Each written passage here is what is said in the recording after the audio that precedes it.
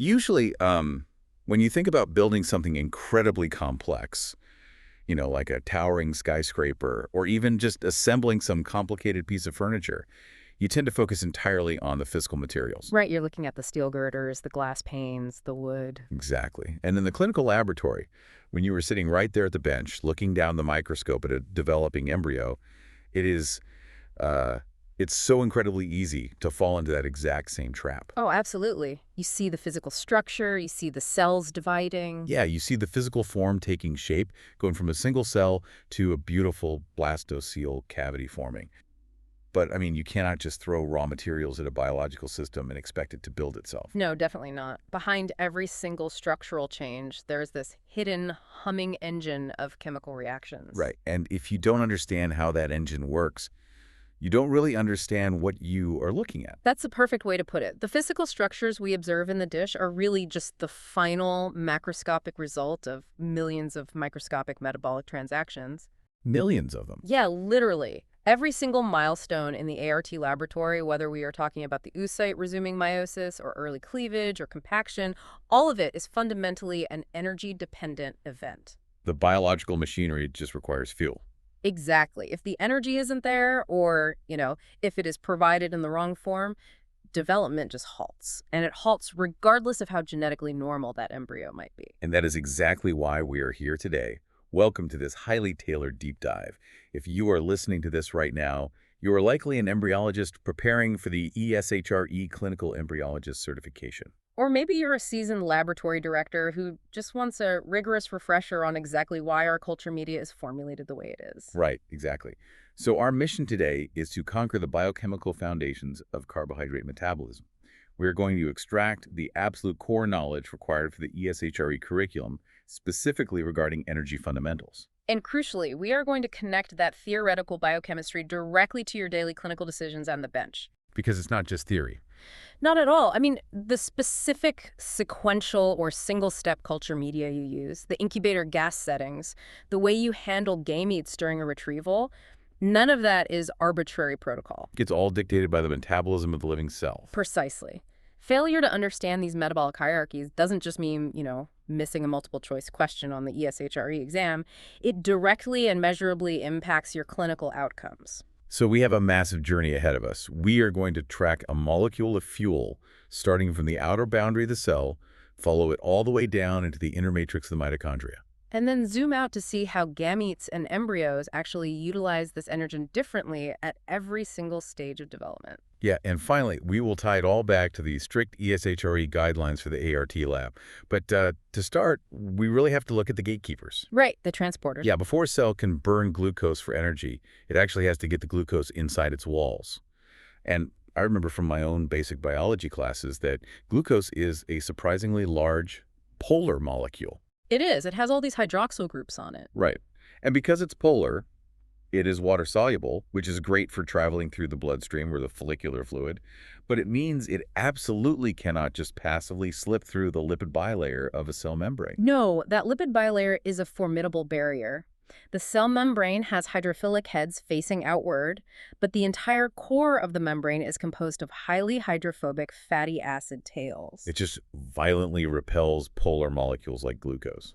Exactly. So for glucose to cross that barrier, the cell has to construct dedicated protein gateways embedded right into the membrane.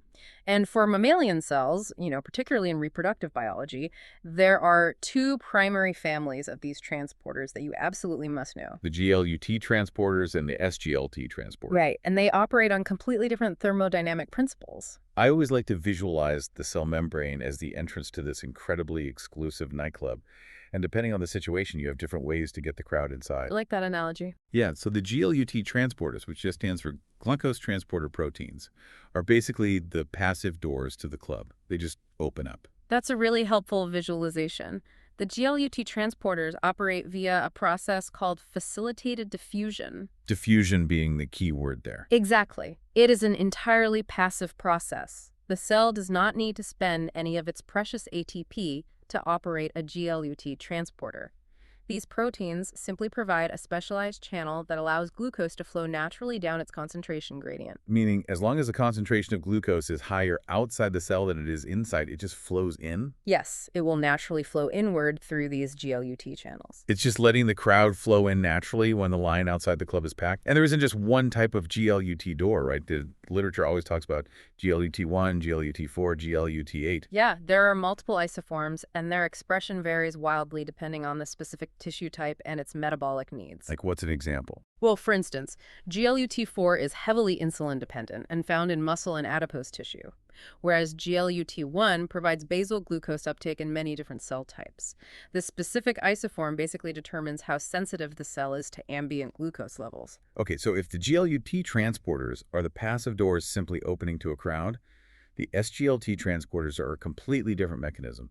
SGLT stands for sodium glucose co-transport, and these are the active transporters. Very active. The SGLT transporters have the remarkable ability to pull glucose into the cell against a concentration gradient. Wait, really? Yeah, they can actively haul glucose inside even when the cell is already packed with glucose and the concentration is higher inside than outside. So the SGLT is like the nightclub bouncer physically hauling people inside against the pressure of the crowd. Yeah. But active transport usually means burning energy. How does the bouncer do this heavy lifting? Because I know the SGLT itself doesn't actually burn ATP directly. All right. The mechanism is called secondary active transport, and it is a brilliant piece of cellular engineering. SGLT transporters harness the electrochemical gradient of sodium ions. Because cells usually keep sodium really low inside, right? Exactly. Cells maintain a very low concentration of sodium inside and a very high concentration of sodium outside. So sodium desperately wants to rush into the cell. Okay, I see where this is going. The SGLT transporter essentially couples the inward rush of a sodium ion to the inward movement of a glucose molecule. It uses the kinetic energy of the sodium rushing in to literally drag the glucose along with it. But the cell still has to pay a price somewhere, right? You Yeah. can't just get energy for free. Exactly. And this is why it is called secondary active transport. You have to ask, well, where does that massive sodium gradient come from in the first place? The sodium-potassium pump. Yes. It is maintained by an entirely different protein, the sodium-potassium pump. And that pump works relentlessly, constantly ejecting 3 sodium ions out of the cell and bringing 2 potassium ions in. And that burns ATP.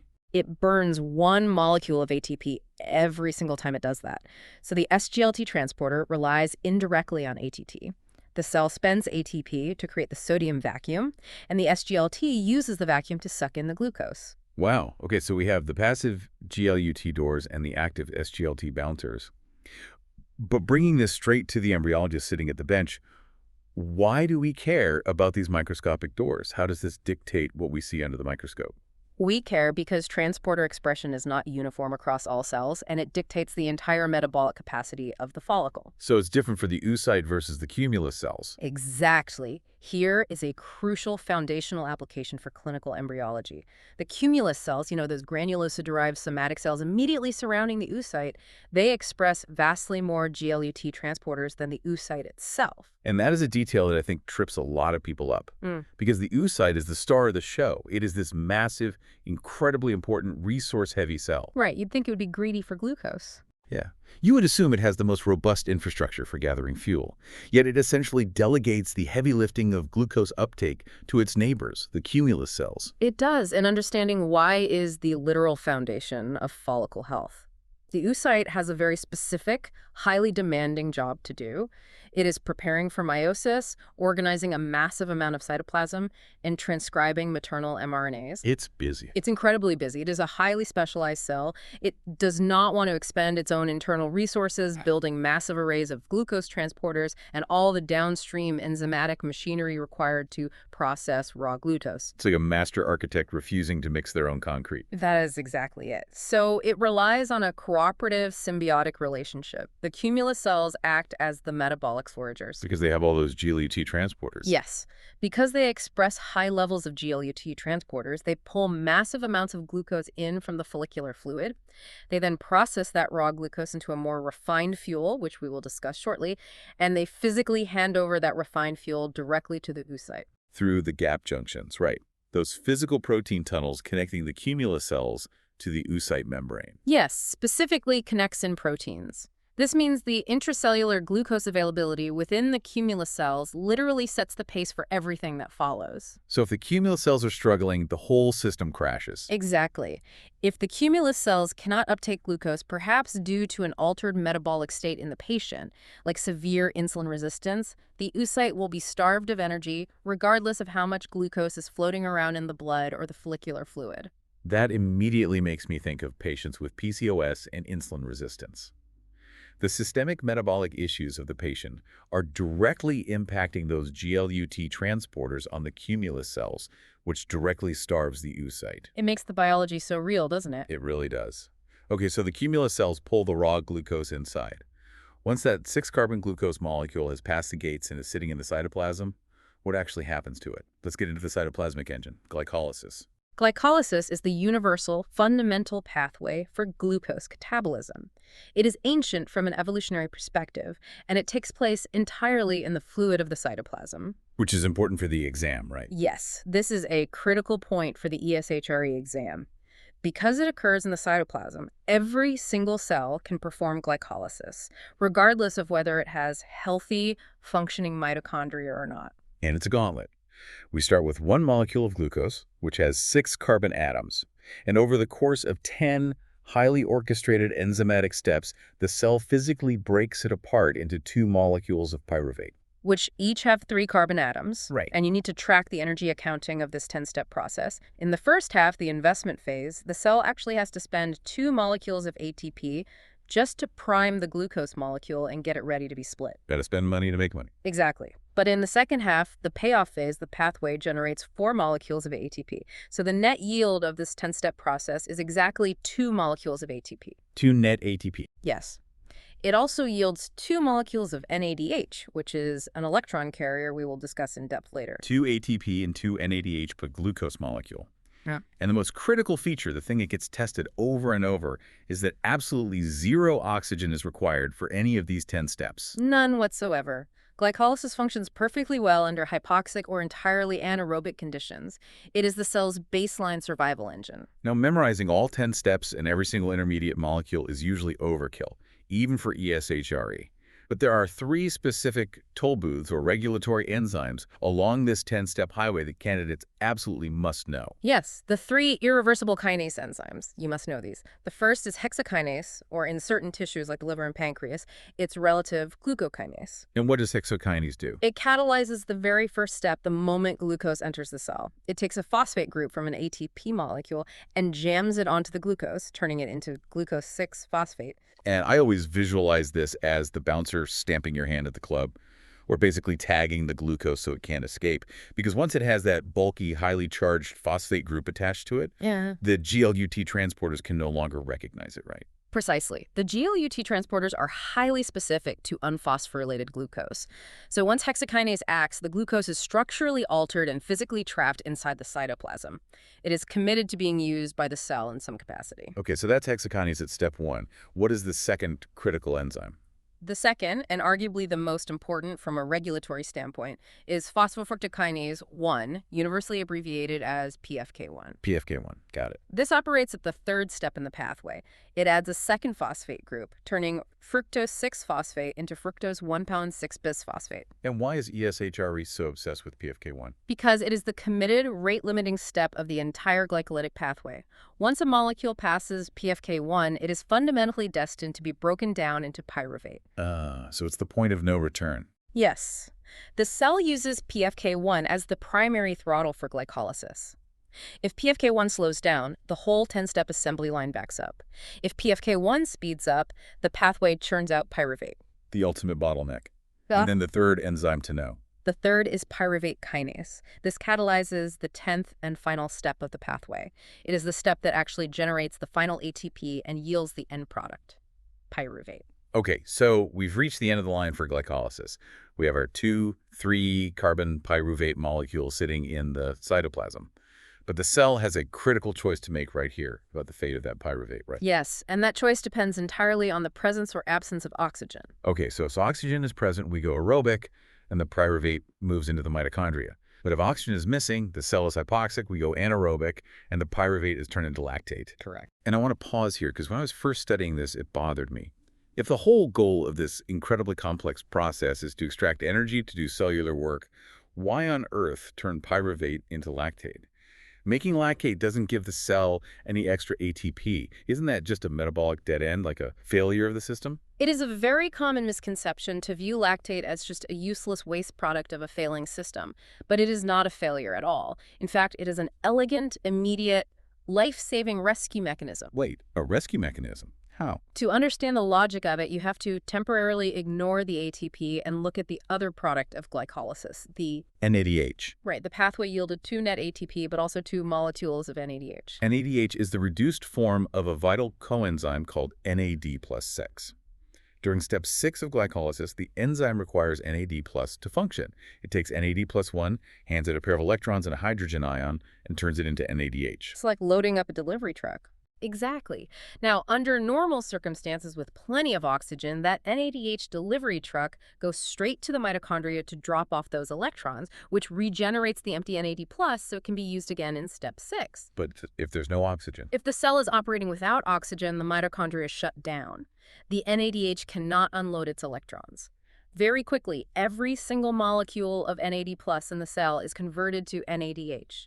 The cell entirely runs out of the empty NAD+ carriers. And if you don't have NAD plus for step 6? The entire 10-step glycolytic pathway instantly grinds to a halt. 0 ATP would be produced, not even the baseline 2 ATP.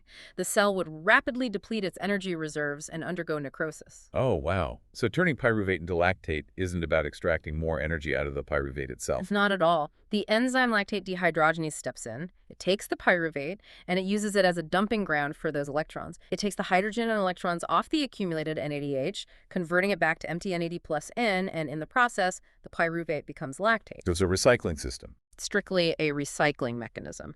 It regenerates the NAD plus so that step 6 of glycolysis can keep running, allowing the cell to keep trickling out those 2 life-saving ATPs. Without that NAD plus regeneration, the assembly line permanently jams. That makes perfect sense. It's about keeping the line moving at all costs, even if it means generating a byproduct like lactate. But assuming we are not in a hypoxic crisis and the cell is healthy and oxygen is present in the environment, the pyruvate does not become lactate. Right, it gets the golden ticket. Exactly. It gets VIP access to the inner sanctum of the cell, the mitochondria. And this is where the math of energy production completely changes. Let's move into the mitochondrial oxidation hub, famously known as the Krebs cycle. When adequate oxygen is available, the pyruvate is actively transported out of the cytoplasm, across the outer and inner mitochondrial membranes, and deep into the mitochondrial matrix, the fluid interior of the mitochondria. And what happens once it's in there? Once inside, an enormous enzyme complex called pyruvate dehydrogenase strips away one of the carbons as carbon dioxide and attaches the remaining 2 carbons to a carrier protein called coenzyme A. The resulting 2-carbon molecule is acetyl-CoA. And acetyl-CoA is the literal entry ticket into the Krebs cycle, which is also known as the TCA or tricarboxylic acid cycle or the citric acid cycle, depending on which textbook you read. Yes, and understanding the flow of carbons here is essential. The 2-carbon acetyl-CoA enters the cycle and physically condenses with a 4-carbon molecule that is already waiting there called oxaloacetate. I always do the simple math here. 2 carbons from acetyl-CoA plus 4 carbons from oxaloacetate equals a new 6-carbon molecule. And that 6-carbon molecule is citrate. Correct. And from there, the cycle is essentially a series of oxidation reactions. The enzymes systematically break that 6-carbon citrate down, popping off 2 carbons as waste CO2 and capturing the released energy. So it just goes back to where it started. Yes, eventually it regenerates the original 4-carbon oxaloacetate, so the cycle can accept another incoming acetyl-CoA and spin again. That is the physical journey of the carbons. But what does the cell actually gain from spinning this molecular Ferris wheel? For every single turn of this cycle, meaning for every 1 molecule of acetyl-CoA that enters the energetic yield, is 3 molecules of NADH, 1 molecule of FADH2, which is another type of electron carrier, and 1 molecule of GTP, which is energetically equivalent to ATP. But here is where the Krebs cycle gets really interesting to me, especially in the context of a developing embryo. In high school biology, we are always taught that the mitochondria is the powerhouse of the cell. We picture like a simple furnace. You throw coal, glucose in, and you get heat or ATP out. Right, the classic furnace analogy. Yeah, but when you look closely at the biochemistry of the Krebs cycle, it is not just burning fuel, it's actually acting more like a highly complex chemical manufacturing hub. It's pulling parts off the assembly line to build the cell, while only sending the exhaust down the line to power the factory. That is a highly sophisticated way to understand it, and it is a concept crucial for advanced embryology. The Krebs cycle is not purely catabolic meaning breaking things down to extract energy. Right. It is strictly an amphibolic pathway, meaning it serves both catabolic and anabolic, or biosynthetic, roles. The intermediate molecules in that spinning cycle are not trapped there. They can be actively siphoned off to build essential cellular components. Give me some concrete examples. What are we building? Well, if the cell needs to synthesize new proteins, it can pull an intermediate called alpha-ketoglutarate right out of the Krebs cycle and use it as a precursor to build amino acids like glutamate. Oh, wow. Yeah, or if a rapidly growing cell needs to manufacture a massive amount of new lipid membrane, which an early embryo absolutely must do it, will allow citrate to accumulate, export that citrate out of the mitochondria back into the cytoplasm, and use it as the foundational building block for fatty acid synthesis. Are there any others? Yes, another intermediate, succinyl-CoA, is a direct precursor for synthesizing porphyrins and heme groups. So the cell has to perform a massive balancing act, right? It needs to keep the cycle spinning fast enough to generate the electron carriers for energy, but it also desperately wants to pull parts off the assembly line to build new physical structures. Precisely. And this dual role means the cycle must be exquisitely and dynamically regulated minute by minute. How does it know what to do? The three key regulatory enzymes in the matrix, citrate synthase, isocitrate dehydrogenase, and alpha-ketoglutarate dehydrogenase, are constantly acting as sensors. They are constantly monitoring the ratio of ATP to ADP in the cell. How does that work in practice? Like, how does the cell signal its status? If the cell's ATP levels are very high, the cell is signaling we have plenty of energy right now. That high ATP physically binds to and inhibits citrate synthase and isocitrate dehydrogenase. So it puts the brakes on. Exactly. The cycle intentionally slows down, and because it slows down, citrate accumulates, gets exported, and the cell switches to building lipids and storing energy. And if energy is low, Conversely, if ATP is low and ADP is high, the enzymes are activated, the cycle speeds up, and biosynthesis is temporarily halted to prioritize pure energy production. okay, let's follow the energy. We've spun the Krebs cycle, we've siphoned off what we need for building, and we've generated a fleet of these fully loaded electron carriers, the NADH and the FADH2. Right. But as they are, those molecules are not usable energy for the cell's daily tasks. They are like uncashed checks. A motor protein can't use NADH to move. Where do these carriers go to actually cash in those electrons and generate the massive amounts of ATP the cell needs? This brings us to the ATP powerhouse itself, oxidative phosphorylation. Right. We now move structurally from the fluid of the mitochondrial matrix to the inner mitochondrial membrane itself. This membrane is heavily folded into structures called cristae, which massively increases its surface area. And that's where the machinery is. Yes. Embedded directly into this inner membrane is a series of massive, complex protein structures, collectively known as the Electron Transport Chain, or the ETC. They are sequentially numbered: complex 1, complex 2, complex 3, and complex 4. And this is where the real magic of cellular respiration happens. The loaded NADH and FADH2 molecules float up to these complexes and hand over their high-energy electrons. Yes. NADH drops its electrons off at complex 1, while FADH2 drops its electrons off slightly further down the line at complex 2. Okay. These electrons are then passed sequentially down the chain, from one complex to the next, ending at complex 4. But this is not just a molecular bucket brigade for the sake of moving electrons from point A to point B. What else is it doing? As the electrons flow through the metallic centers of these complexes, they move to lower and lower energy states. They release energy. And complex 1, complex 3, and complex 4 harness that released energy to physically pump protons, hydrogen ions out of the matrix and into the narrow intermembrane space. I've always loved the analogy of a hydroelectric dam for this specific process. This entire mechanism is called chemiosmosis, right? Yes, that's the term. The brilliant concept that won Peter Mitchell the Nobel Prize in Chemistry back in 1978. The electron transport chain is basically using the kinetic energy from the falling electrons to pump water, in this case protons, up a mountain into a reservoir.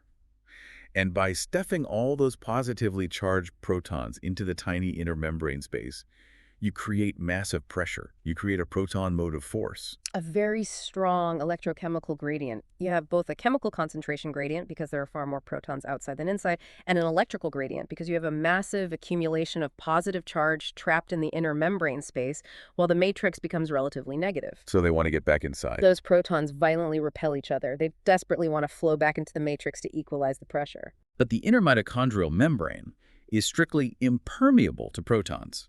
They can't just leak back through the lipid bilayer. There is only one way back down the mountain, and that is through a highly specific, intricate tunnel, complex 5, which is more commonly known as ATP synthase. An ATP synthase is quite literally a microscopic biological rotary motor. Just like a hydroelectric dam, as the protons are allowed to rush back through complex 5 down their gradient, their physical movement through the protein complex causes the internal stalk of the enzyme to physically rotate. Wait, it physically spins? It literally spins like a turbine at thousands of revolutions per minute. That is just mind-blowing. There are millions of microscopic turbines physically spinning inside our cells right now. It is one of the most remarkable structures in biology. And that mechanical rotational kinetic energy provides the exact activation energy required for the catalytic head of the enzyme to grab a molecule of ADP, grab a free phosphate group, and forcefully jam them together, synthesizing ATP. It's mechanical energy converted back into chemical bond energy.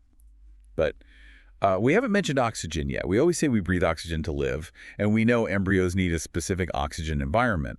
But what is oxygen actually doing at the cellular level? Where does it fit into this turbine? Oxygen's critical role is located right at the very end of the line, at complex 4. Think about the bucket brigade of electrons moving down the chain. When the electrons reach complex 4, they're at their lowest energy state. But they can't just stay there. Exactly. They have to go somewhere. They cannot just accumulate inside the complex, or the protein would become dangerously negatively charged. Oxygen is the terminal electron acceptor.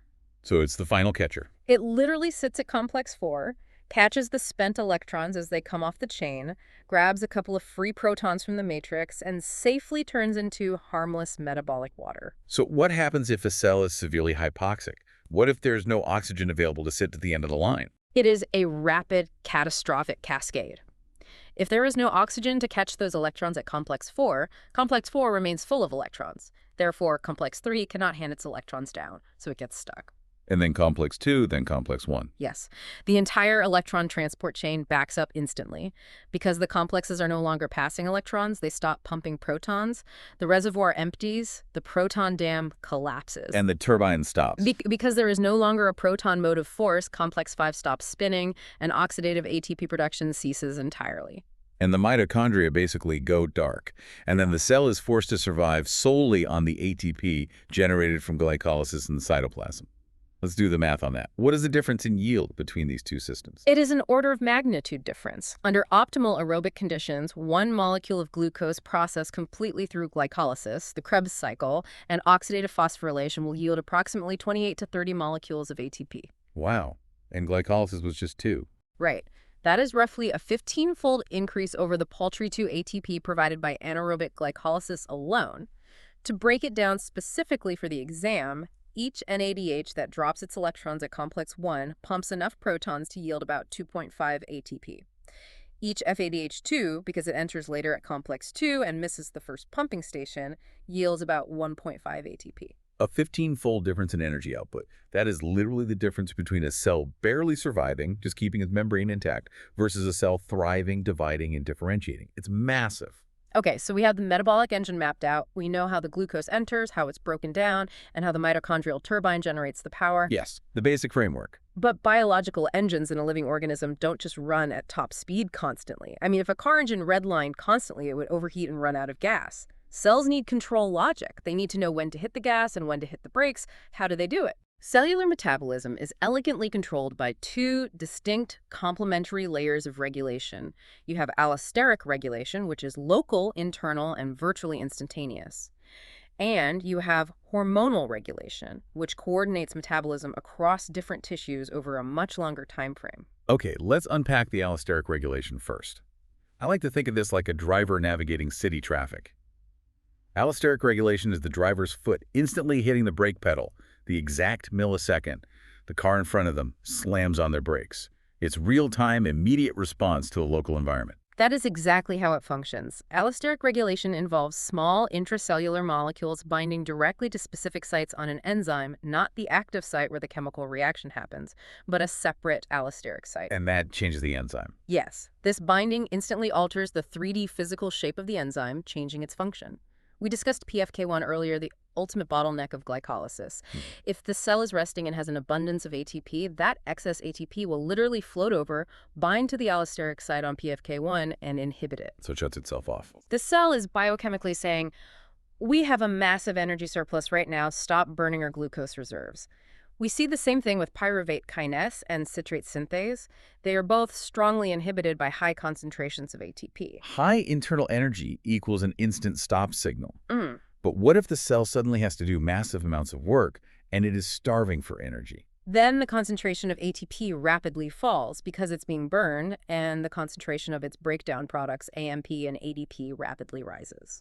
And those act as the go signal. Yes.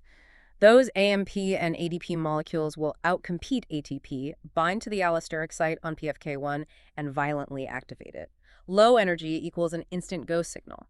The cell also uses feed-forward activation. What does that mean? For example, fructose 1,6-bisphosphate, which is a product of PFK1, will travel down the pathway and allosterically activate pyruvate kinase at the very end of the line. It's the cell's way of saying, the floodgates at the top just opened, so the enzyme at the bottom better speed up to handle the incoming volume.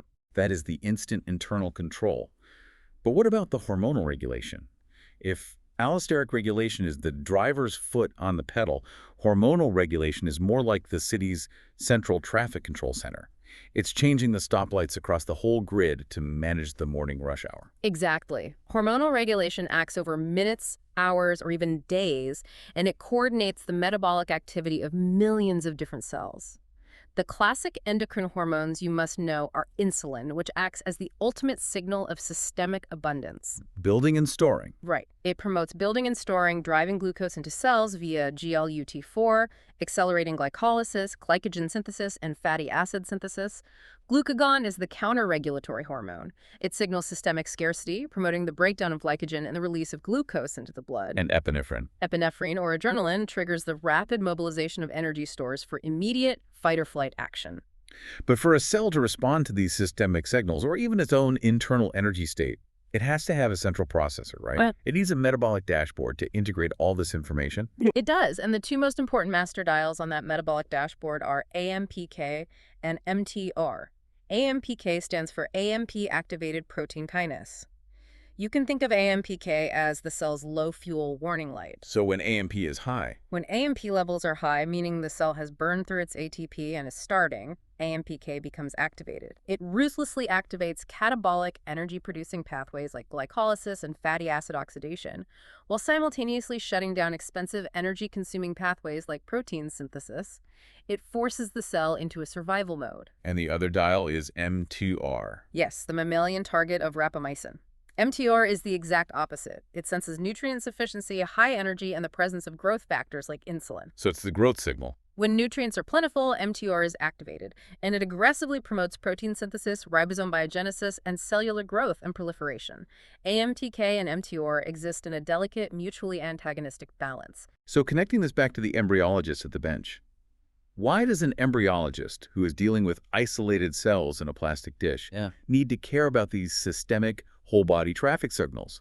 We aren't treating a whole human body in the incubator. We must care because we extracted those cells from a whole human body, and we do so only after heavily artificially manipulating their hormonal environment. Oh, right. The stimulation protocols. Think about the reality of a standard IVF cycle. We use controlled ovarian hyperstimulation. We are pumping the patient full of exogenous gonadotropins. The Cumulus cells we discussed earlier, the ones feeding the oocyte, respond intensely to that massive surge of FSH and LH signaling. And that changes their metabolism. That hormonal stimulation radically alters their internal metabolic control grids. It modulates exactly how they process glucose, how they activate mTOR, how much pyruvate they hand over to the oocyte. That is a profound connection. The specific drug protocol and dosage we give the patient directly rewrites the metabolic traffic lights inside the follicle, which ultimately determines if the oocyte has the energy reserves it needs to mature properly. It's not just about getting more eggs, it's about the metabolic quality of those eggs. Absolutely. And there is one more critical layer of metabolic integration you must understand. The pentose phosphate pathway, or the PPP. Ah, yes. The outline explicitly mentions this. It's a pathway that branches off from glycolysis, right? Correct. The very first intermediate of glycolysis, glucose 6-phosphate, can either continue down the glycolytic pathway to make ATP, or it can be shunted sideways into the pentose phosphate pathway via an enzyme called G6PD. Now, the PPP does not generate a single molecule of ATP. So why does the cell do it? It serves two massive purposes. First, it generates ribose 5-phosphate, which is the foundational 5-carbon sugar required to synthesize nucleotides, the building blocks of DNA and RNA. And the second purpose? But critically for the ART lab, the PPP generates a molecule called NADPH. NADPH is a vital reducing agent. In the context of an oocyte or an embryo, NADPH is the specific molecule used by the enzyme glutathione reductase to regenerate reduced glutathione. And glutathione is the cell's primary internal antioxidant. Exactly. It is the biochemical shield against reactive oxygen species, or ROS. If the pentose phosphate pathway is impaired, or if the cell shunts too much glucose down glycolysis and ignores the PPP, the cell cannot regenerate glutathione, Leaving it completely exposed. it becomes highly vulnerable to oxidative damage from free radicals. It is also deeply interconnected. You can't change one pathway without affecting the others. Okay, so we've mapped the engine, we've mapped the control logic. Now let's get into the incredible specifics. Let's look at how the actual stars of the ART lab, the gametes themselves, utilize these metabolic engines in completely opposite ways. This is where it gets really interesting clinically. Yeah, let's start with the oocyte. We established that glucose is the primary universal fuel for the mammalian body. But the mature oocyte is actually remarkably terrible at using glucose, isn't it? Terribly poor, yes.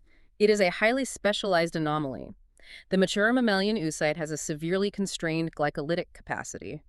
When researchers measure its internal enzymes, it expresses very, very low levels of hexokinase and PFK1 activity. So it basically can't run glycolysis. If you were to take a denuded oocyte, one stripped of its cumulus cells, and place it in a culture medium containing only glucose as an energy source, it would literally starve to death. It cannot metabolize it fast enough to survive. But logically, that feels like a massive evolutionary design flaw. If the oocyte is arguably the most important resource-heavy, energy-hungry cell in this entire reproductive process, why on earth is it so biochemically bad at utilizing the body's main source of fuel? It is not a flaw. It is a profound physiological division of labor that protects the oocyte. As we explored during our discussion on transporters, the oocyte is intimately surrounded by layers of cumulus cells. Right, the metabolic foragers. The cumulus cells act as the metabolic kitchens for the follicle. They take the raw, unprocessed glucose from the blood and follicular fluid, run it rapidly through their own highly robust glycolytic pathways, and churn out the refined end products, pyruvate and lactate.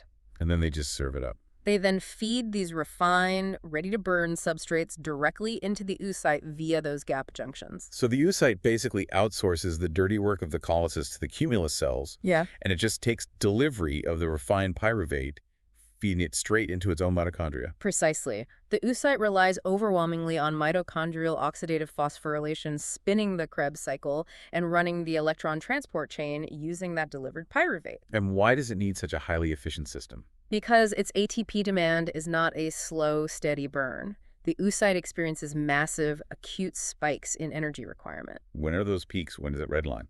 The two most critical peaks in energy demand are during germinal vesicle breakdown, or GVBD, when the nuclear envelope dissolves to resume meiosis, and then again when the oocyte reaches maturity and holds at the M2 arrest. Why so much energy at M2? At the M2 stage, the oocyte must expend massive amounts of ATP just to maintain the structural integrity of the meiotic spindle apparatus waiting for fertilization. If ATP drops during that M2 arrest, the spindle degrades, leading to aneuploidy. So the oocyte is an extreme specialist. It only wants the refined fuel to power its mitochondrial turbines for these massive meiotic events. Now contrast that with the spermatozoon. What is the sperm's metabolic strategy? The spermatozoon is entirely different. It is the ultimate metabolic generalist. It has to be. Why is that? The sperm must navigate incredibly diverse and hostile environments, from the storage in the epididymis to the complex fluids of the seminal plasma, through the cervix, the uterus, and up into the fallopian tube.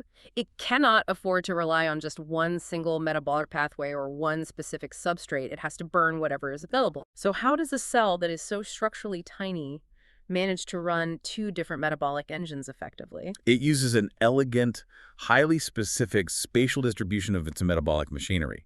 In the midpiece of the sperm, right behind the head, you have tightly coiled, highly efficient mitochondria wrapped around the axonome.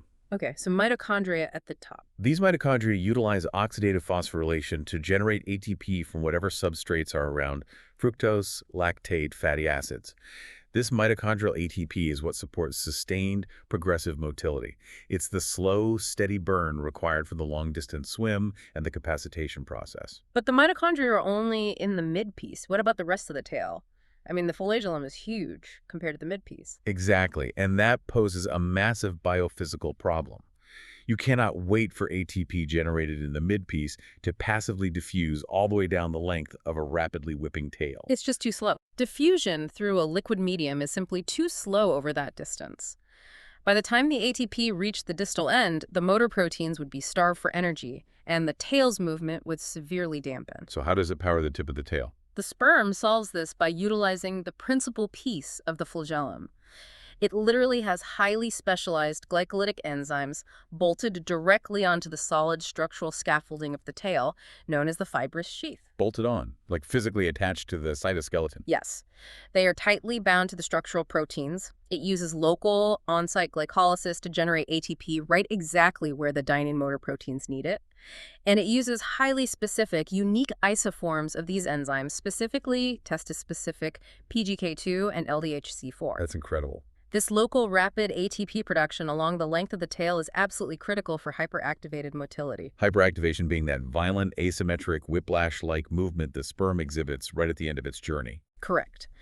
The sperm needs that aggressive, high-energy whiplash mechanical force to physically drill through the dense cumulus mass and penetrate the tough glycoprotein matrix of the zona pellucida. So if it didn't have that local glycolysis, if you knock out those specific glycolytic enzymes in the tail, the sperm might swim perfectly well in a straight line using its midpiece mitochondria, but it will completely fail to hyperactivate and will be utterly incapable of fertilizing an egg naturally. So the midpiece mitochondria are for the marathon swim, and the tail's built-in glycolysis is for the final aggressive sprint through the barrier. That spatial organization is incredible. Okay, so we have the highly specialized oocyte demanding pyruvate for its mitochondria, and we have the generalist sperm burning everything it can get its hands on. When these two highly specialized gametes fuse at fertilization, what metabolic identity does the resulting zygote adopt? It adopts a very specific one, actually. This brings us to the first few days of embryonic life. The zygote to morula transition, heavily governed by what is known as the quiet embryo hypothesis. For the first 3 days of development, spanning from the newly formed zygote stage through early cleavage and up to the morula stage, the embryo strongly and stubbornly retains the metabolic identity of the oocyte. So it's still sipping pyruvate. Yes, it relies almost entirely on pyruvate and lactate via mitochondrial oxidative phosphorylation. Its capacity for glycolysis remains virtually non-existent. And where do the mitochondria for that early embryo come from? They are inherited exclusively from the maternal oocyte. The sperm's mitochondria, which were located in the midpiece, enter the egg during fertilization, but they are heavily tagged with ubiquitin and actively sought out and destroyed by the embryo's autophagic machinery. So the sperm's mitochondria are just trashed. Entirely. The early embryo relies solely on a fixed pool of maternal mitochondria. And structurally, these early mitochondria are very distinct. They are small, spherical, and have very few cristae. They are built for a low, highly controlled, steady output, not a massive surge of energy. Hence the term, the quiet embryo hypothesis, proposed by Henry Leese. But I have to push back here, because logically, it feels so deeply counterintuitive. We are talking about a rapidly dividing brand new life form. One cell becomes two, two become four, four become eight. Shouldn't a healthy, growing embryo be churning through energy like a teenager eating everything in the fridge?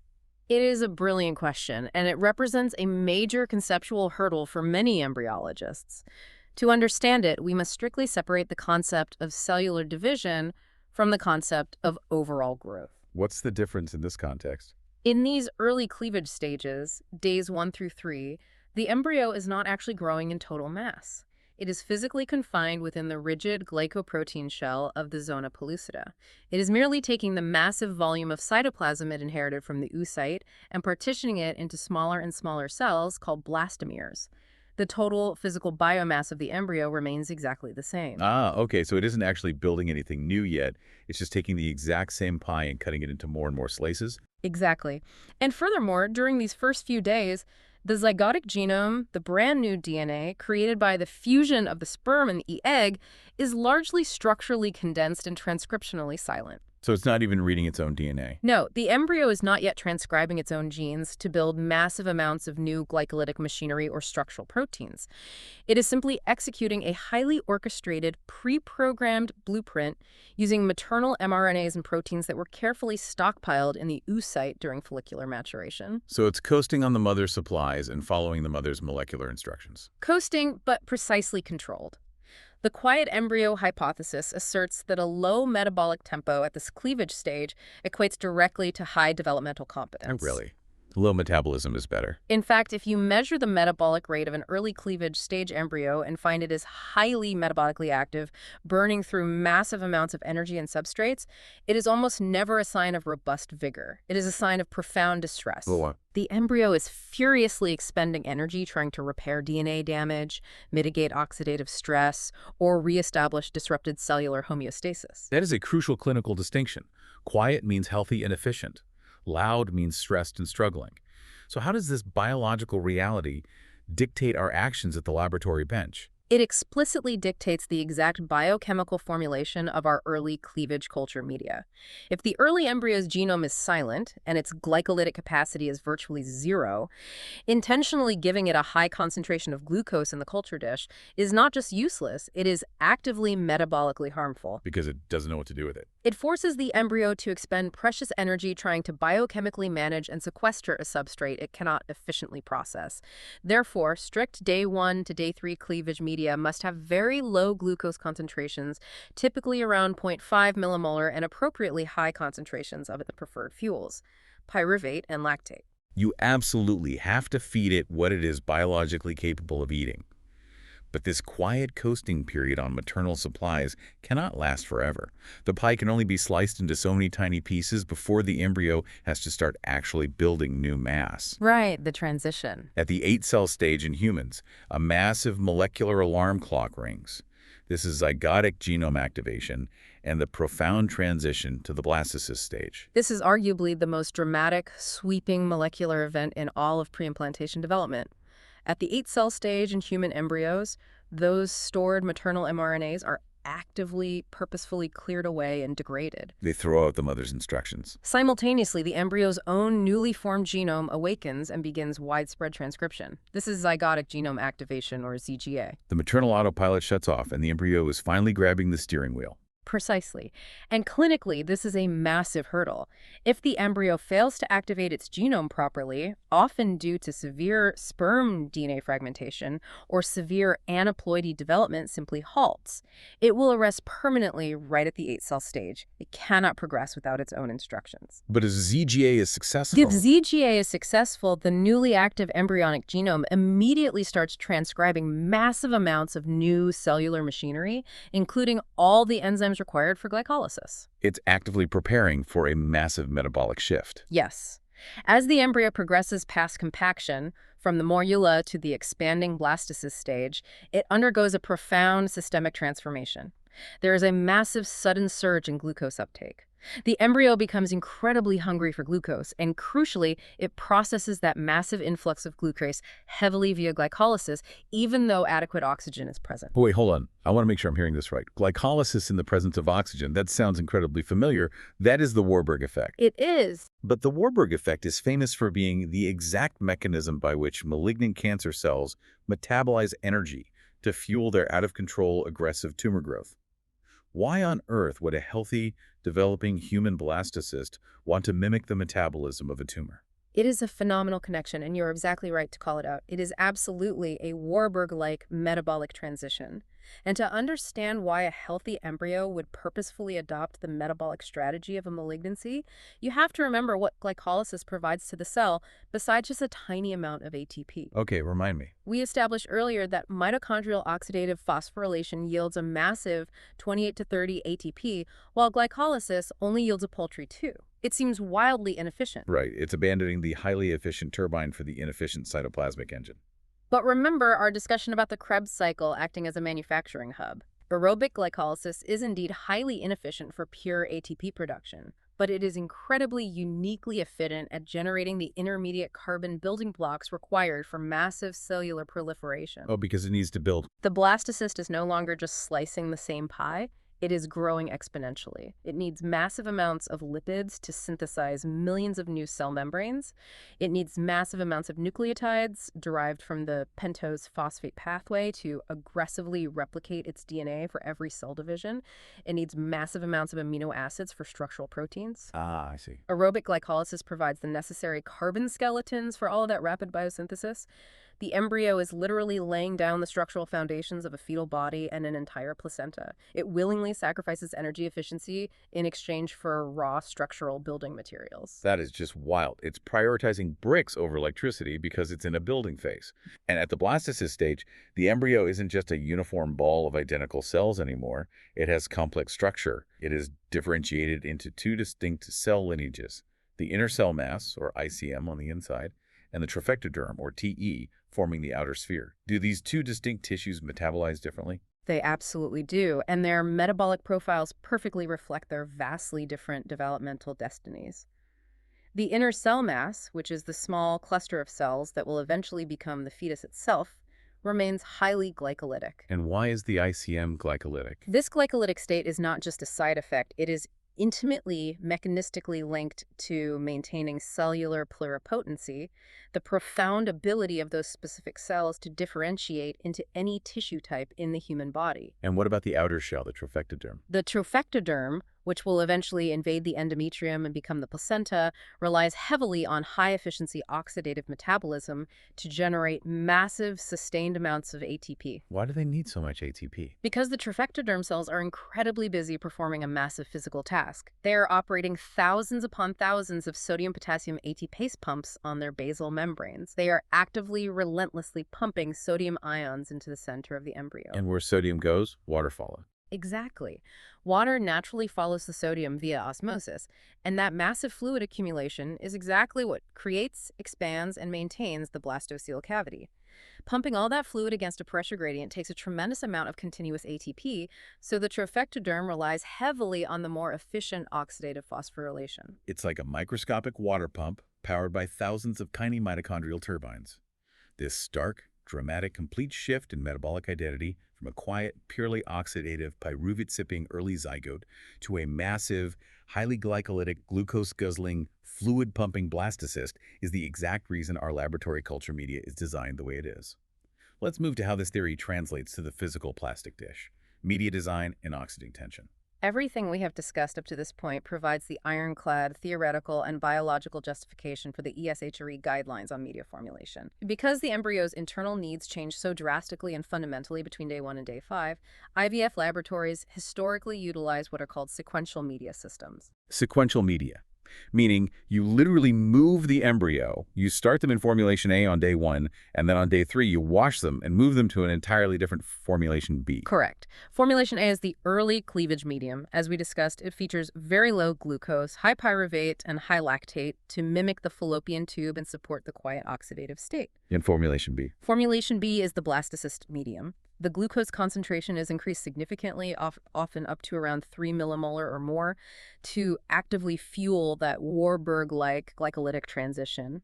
We also radically alter the amino acid profile between the two media. Right. The ESHRE outline specifically mentions essential versus non-essential amino acids. How does that break down? Early cleavage media relies heavily on non-essential amino acids, such as glycine, proline, and taurine. The early embryo uses these primarily as intracellular buffers to regulate pH and as basic osmolytes to manage cell volume. And the blastocyst media. The blastocyst media must include the essential amino acids.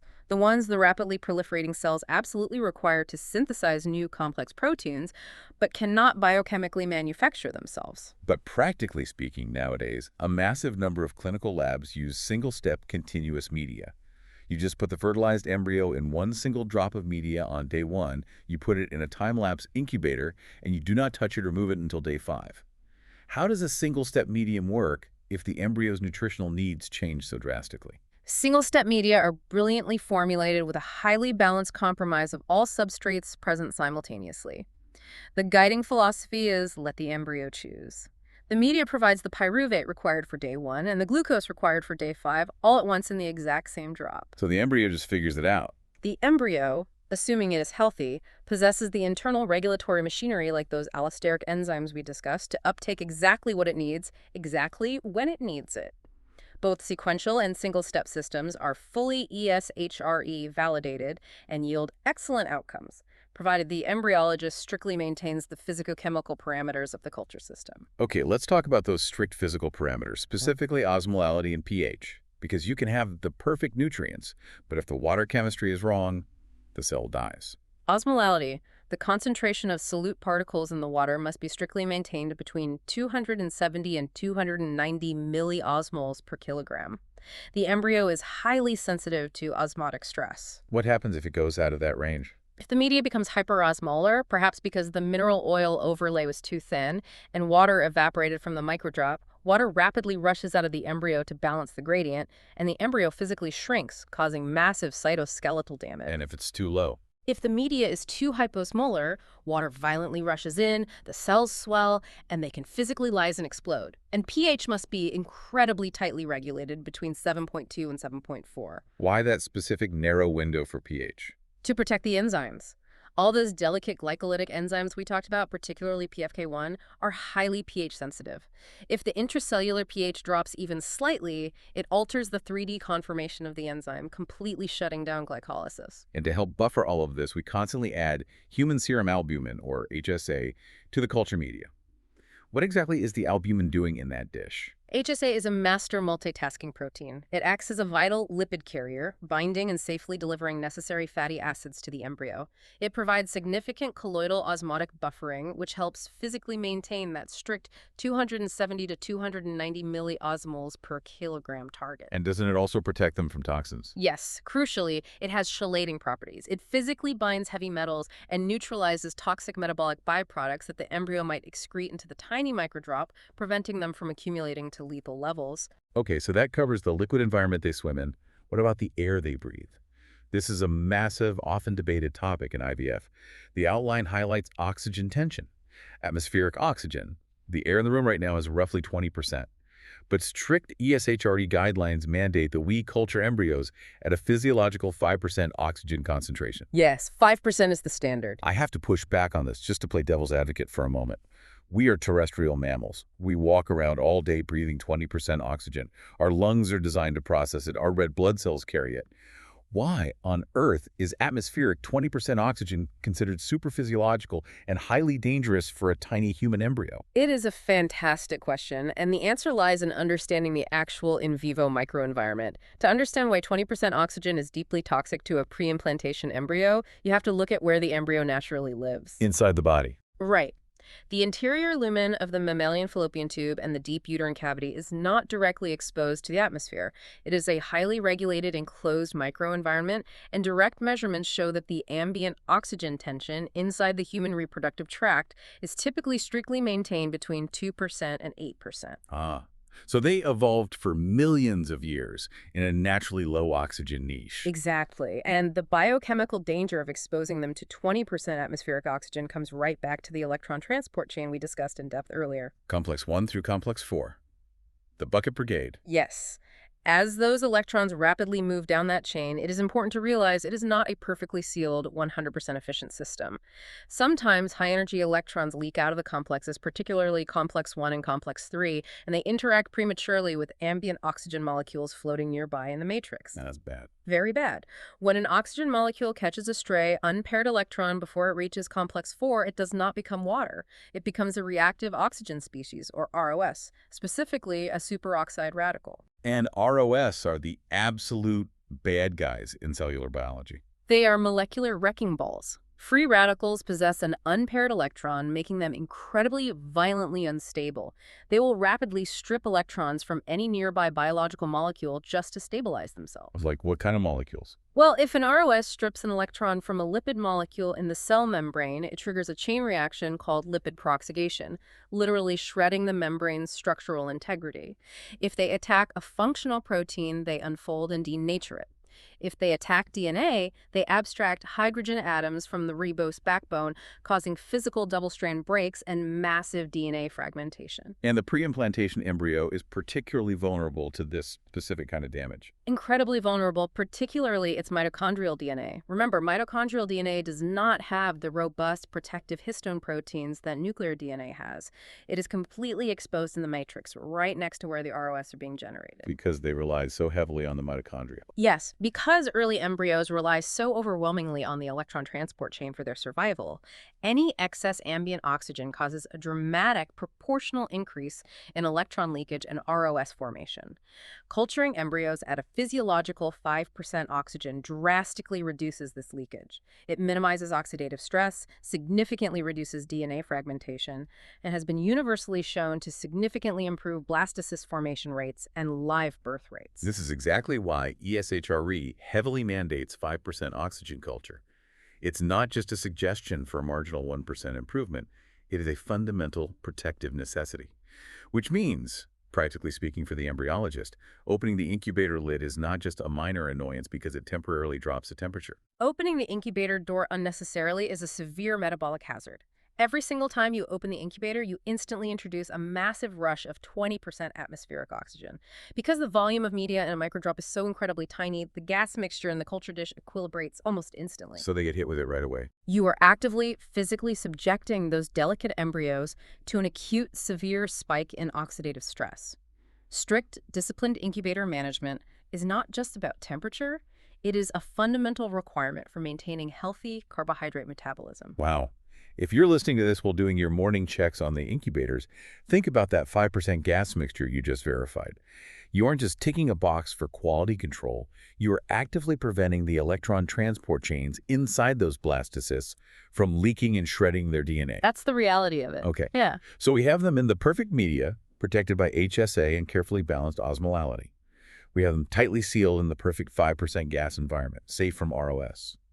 How do we actually know if they are metabolizing correctly? How do we know if the engine is running smoothly without physically poking and prodding them, which we obviously don't want to do? This brings us to our final topic, non-invasive viability assessment, reading the spent media. For decades, embryologists have relied primarily on morphology, looking down the microscope at the physical shape, the symmetry, and the division timing of the embryo to determine which one is the best to transfer to the patient. Right, the grading systems. But as we discussed at the very beginning, morphology only tells us what the embryo looks like on the outside. It doesn't tell us a thing about what the internal engine is actually doing. It's like looking at the sleek exterior paint job of a car to guess if the transmission is about to fail. It's an educated guess, but it's still just a guess. Exactly. But as the embryo grows and respires in that tiny microdrop of culture media over 5 days, it dramatically alters its environment. It consumes specific substrates from the media, and it secretes metabolic byproducts back into it. It leaves a highly specific chemical footprint. In the media itself? Yes. By utilizing advanced analytical techniques to analyze the spent media, the tiny droplet of fluid left behind when we remove the embryo for transfer or freezing, we can interrogate the embryo's metabolic health without ever once touching or stressing the embryo itself. It's like being a forensic detective. We can't interview the suspect, the embryo, because we don't want to disturb them. So instead, we carefully go through their trash, the spent media, to see exactly what they've been eating, what they've been building, and what they threw away. A perfect analogy. And utilizing this technique, we look for highly specific metabolic signatures that correlate with success. For instance, elevated glucose turnover at the blastocyst stage strongly, positively correlates with viability and implantation potential. Because they should be using lots of glucose at that stage. Right. A healthy blastocyst should be aggressively, rapidly consuming glucose to fuel that Warburg-like transition. If the spent media analysis shows very low glucose depletion, that blastocyst, regardless of how pretty it looks morphologically, is likely metabolically sluggish and less likely to implant. What about the other fuels, the pyruvate and lactate? We specifically look at the lactate to pyruvate ratio in the spent media. This ratio gives us a direct, real-time window into the internal redox state of the embryo's cytoplasm, essentially telling us how well it is balancing its NAD plus and NADH levels. A healthy, balanced ratio indicates the metabolic assembly lines are flowing smoothly without backing up. And we can look beyond just the carbohydrates to proteins and amino acids too, right? Yes, the amino acid depletion and accumulation profiles are highly informative. We can see exactly which specific essential amino acids the embryo is rapidly pulling in from the media to build new proteins, and which metabolic breakdown products it is actively flushing out. Are there other markers? We can also measure specific enzyme activity, like glutathione peroxidase activity in the media, which directly indicates how well the embryo is mounting an antioxidant defense against any ambient ROS. This aligns so perfectly with ESHRE's fundamental do no harm principle in the laboratory. We can extract all of this massive, highly predictive molecular data, and we never had to biopsy a single cell or subject the embryo to invasive laser pulses. It truly represents the frontier of the ART laboratory, the integration of metabolomics using highly sensitive technologies like mass spectrometry or nuclear magnetic resonance spectroscopy to rapidly analyze the spent media might eventually replace, or at least heavily supplement, traditional morphological grading. Moving beyond the beauty contest. It allows us to objectively select embryos based on their functional, quantifiable metabolic competence rather than just relying on a subjective visual assessment. Amazing. Okay, let's take a collective breath and bring this all together. We have covered an immense, incredibly detailed amount of ground today. We started at the lipid bilayer, looking at the passive GLUT doors and the ATP-driven active SGLT bouncers.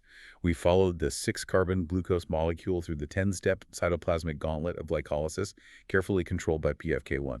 We watched the 3-carbon pyruvate enter the mitochondrial matrix to spin the Krebs cycle manufacturing hub, generating those precious electron carriers. We saw the hydroelectric dam of chemiosmosis spinning complex 5 to create massive amounts of ATP, provided, of course, that physiological oxygen was there to safely catch the electrons at complex 4. We then tracked how the highly specialized oocyte relies entirely on its surrounding cumulus cells for refined pyruvate, while the dual-fuel sperm physically bolts glycolytic enzymes right onto its structural tail sheath to power the hyperactivated sprint. We followed the fertilization event into the quiet, maternal mRNA-driven early embryo coasting safely on oxidative pyruvate. We witnessed the dramatic, massive awakening of zygotic genome activation at the 8-cell stage, leading directly to the massive, glucose-guzzling, Warburg-like metabolic shift of the expanding blastocyst. And we saw how every single one of those profound biological realities directly dictates the strict ESHRE guidelines you follow every day, from stage-specific sequential media design to strict 270 to 290 milliosmoles per kilogram osmolality. To the absolute non-negotiable necessity of 5% oxygen culture to prevent catastrophic ROS damage, all culminating in the exciting future of non-invasive spent media analysis. It really does change absolutely everything about how you look down that microscope. You aren't just looking at cells, you are looking at humming, dynamic, metabolic engines. But before we sign off, I want to leave you, the listener, with a final, slightly provocative thought to mull over. Something we didn't explicitly resolve today, but that challenges the current paradigm. We discussed earlier how the global industry relies very heavily on single-step continuous media, especially to facilitate uninterrupted time-lapse imaging. This system essentially surrounds the newly fertilized embryo with both its required early substrates, like pyruvate, and its future late substrates, like 3 millimolar glucose, all at the exact same time from day one. But if the early day 1 embryo is so strictly and biologically quiet, and is physiologically intolerant of processing high glucose? Exactly. The question becomes, are we fundamentally forcing that delicate early embryo to expend vital limited energy, actively ignoring, managing, and sequestering the high glucose present in single-step media? That's a huge question. Could the true ultimate future of ART culture not be static drops of media under oil at all, but rather real-time, dynamic microfluidic systems? Systems that seamlessly and automatically alter the nutrient profile minute by minute, perfectly dynamically mimicking the naturally changing gradients of the human fallopian tube and uterus as the embryo travels. A dynamic, constantly flowing, shifting environment instead of a static, unchanging puddle. It's a fascinating, massive question, and one the field of clinical embryology will have to grapple with and answer in the coming years. If you are taking your ESHRE exam soon, we wish you the absolute best of luck. Trust your knowledge of the pathways. Thank you for joining us on this deep dive. Remember, next time we are shifting gears completely to tackle lipid metabolism and the complexities of membrane biology. See you then. Thank you sincerely for your patient listening and dedication to mastering clinical embryology. It's professionals like you who advance our field every day.